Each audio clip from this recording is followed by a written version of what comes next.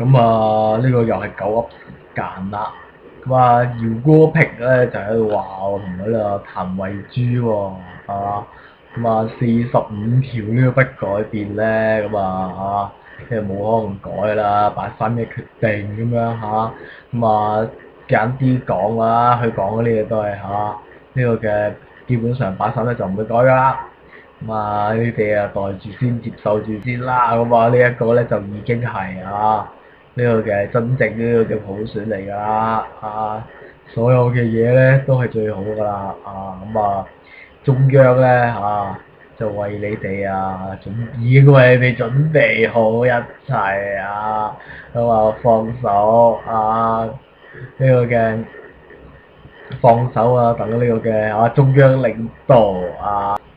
我哋偉大嘅共產黨會帶你去呢個應許之地俾你呢個嘅真普選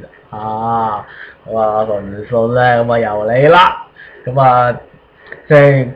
當然啦，我一定係講你點改㗎啦，冇乜其他嘢講㗎啦，呢一期就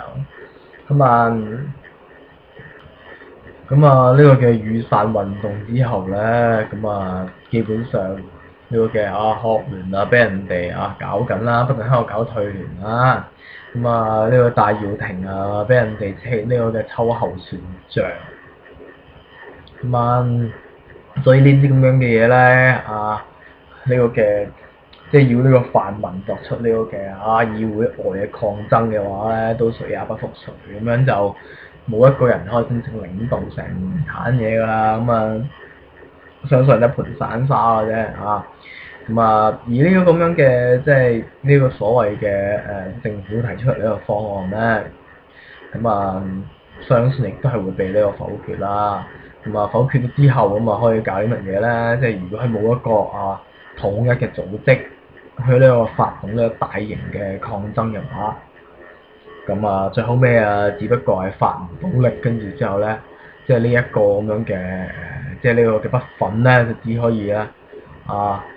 即係留翻下一次發力㗎啦。呢一次搞唔到啲乜嘢。亦都即係某程度上，你可以話我悲觀啲嚟睇啦。呢一次咧，我相信即係會係一個嘅否決咗，跟住之後就唔會搞到啲乜嘢，跟住之後就完結啦，咁樣。冇辦法啦，即係呢個嘅拆大台各方面嗰啲咁樣嘅嘢即係呢個嘅唔能夠團結到，你可以即係你一定要團結嘅人咁樣喺呢個嘅組織入邊，最後尾搞呢個嘅搞呢個分化分裂咁樣。中方臥底又好點都好啦，已經成為呢個嘅事實㗎啦。而家就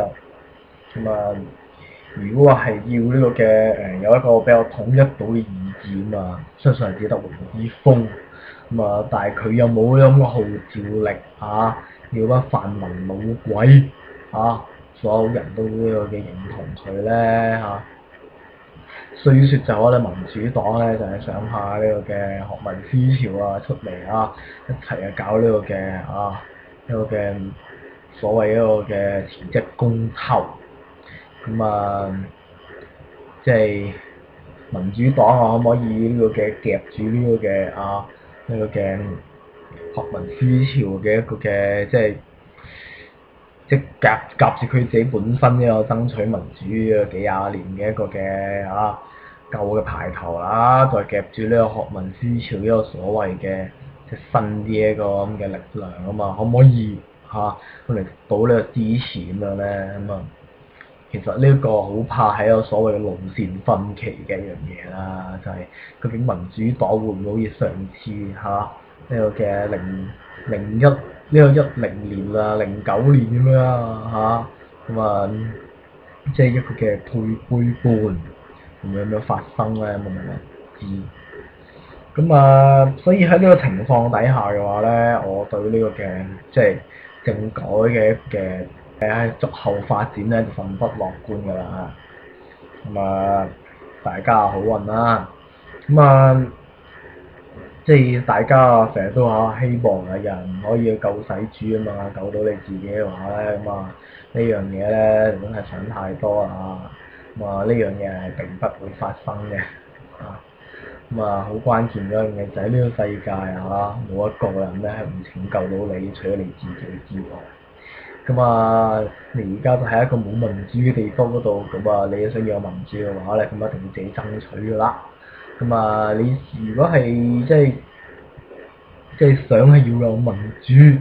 咁就唔可以怪你阿爸，怪你阿媽點解唔爭取俾埋你你咁一樣即係同點解我老豆唔係李嘉誠問呢個問題冇分別咁如果係話即係純粹係話怪呢上一代人係話佢哋做唔到嘢嘅話咧，咁即係冇意義噶啦，因為即係事實喺你眼前就而家就冇啊嘛，咁如果你又喺屋企又食花生，坐喺度咩都唔搞嘅話咧，我覺得冇噶啦，所以大家自求多福啦，如果我覺得點解咩都冇咁點解嗰次搞咗咁大壇大龍鳳都係唔得噶嘛？好簡單話俾你聽，即係所有嘅即係專制政權咧都唔會咁容易咧被推倒嘅呢個嘅，即係就算係當年呢個共產黨呢個夾呢個蔣介石國民黨嘅命都夾咗呢個十幾廿年啦，係嘛？即係唔係一步到位一步登天啊！即係要你咁簡單嘅話，呢個世界邊有咁獨裁國家金正一神咗俾人推翻咗啦！呢個北韓係嘛？唔使搞你乜鬼南韓成日喺度掟汽油彈台灣嗰陣成日都走出嚟啲人又呢個泰國呢個紅三軍呢個嘅菲律賓伊朗嗰啲咁樣嘅，即係搞咁多呢咁嘅大龍鳳，最後尾都要搞最少都5年10年先可以真正爭取到啦。就算呢個叫緬甸昂山素姬係嘛，昂山素姬都抗爭嘅，由佢嘅後生抗爭到呢個而家都未有民主啦，70歲啦已經搞到所以呢啲嘢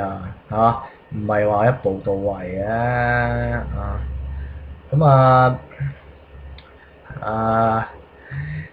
所以大家努力啦唔好做個港孩點解咧？就係乜都係問點解阿爸阿媽唔可以整間豪宅過嚟嘆下點解冇車？點解冇呢個嘅呢個菲傭各方面咁樣？好啦，今日搞到呢一度啦。